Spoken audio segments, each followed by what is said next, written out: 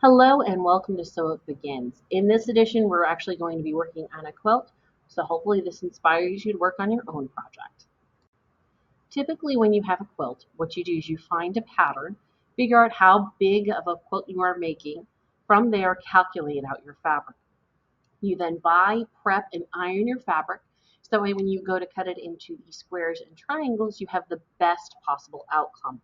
From there, you will sew your base blocks. It may be as a strip, it may be actually as a square, depends on the pattern. You will then sew a whole bunch of those blocks together into longer strips that you will then join to create the entire front of your quilt.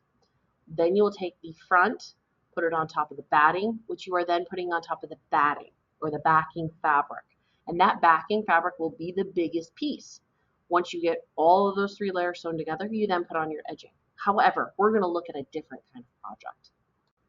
So for this quilt, it was a heirloom quilt. The fabric has effectively deteriorated. As I've shown here in the yellow box, it is falling apart. The family has asked that I redo this blanket for them. As such, it is a family keepsake. They do want to keep the family history intact. These quilts were made by a grandmother who's since passed on. She made a whole bunch of them, and they do want to pass it on. This was something that was made for two boys that are now being passed on to yet another child. So this needs to be something that these repairs are going to handle some rough and tumble action. Because of the nature of this quilt, they have asked that the new quilt be bigger than the original. This was again for two boys, so it was made as a twin. They are now asking that it be made as a full quilt. So as you can see here, there's quite a few possible fixes we can do. The easiest fix would be something to do something like a patch under the current fabric.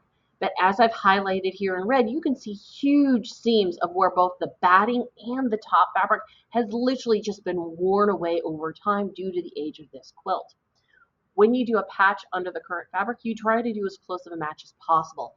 While there are astronaut fabrics, this fabric doesn't exist anymore, therefore that's not necessarily possible.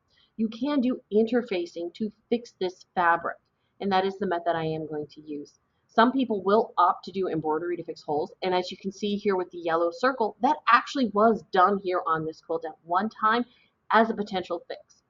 If you've ever looked into crazy Victorian quilts, this is a method they actually use. So they sew it together and then use embroidery to highlight where areas have been joined. In this case, what we are going to do is use the scraps and turn it into a completely new quilt. Again, they want this twin quilt to essentially become a full-size quilt. So we have to turn it into usable scraps and we have to turn it into new blocks. So talking with the family, we have opted to do more of a framed or log cabin style quilt. A true log cabin will have a smaller center square that is continually framed by larger and larger pieces, much like Lincoln logs. In this case, we are going to kind of frame the center astronaut quilt because again, that is the focus of the quilt and that was the pattern that was determined to best meet the needs of the person for this quilt.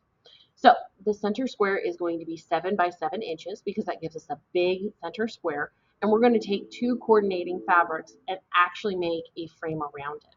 So for the first fabric that I have listed as fabric A, we're going to cut 3-inch wide sections. The first section is going to be 3 inches by 7 inches long. The second section is also going to be 3 inches wide by 10 inches long. With fabric B, we are also going to cut 3-inch wide sections. However, the strips are going to be 10 inches and 12 inches long respectively. And as you can see here in the diagram, you take fabric A, sew that on first, then take the longer strip, sew that on, take the second fabric, sew it on the third edge, and the final edge will have the longest piece. So they literally are building upon one another. So as you can see with this example, you really can see where some of the fabric has deteriorated. And as I've done as close as possible, I've taken my acrylic rulers to measure out as big of sections as I can. And what I'm doing is I'm actually cutting out around the weak spots. As you can see in the upper edge here, there are a lot that have literally worn away, and sometimes you just have to cut away the weak areas so you can focus on the areas that are still patchable, still potentially being able to be used. So what I'm doing here is I'm taking my fabric, and you'll notice I'm putting interfacing underneath it. And what this interfacing is going to do is I have the fusible kind that actually has glue right here.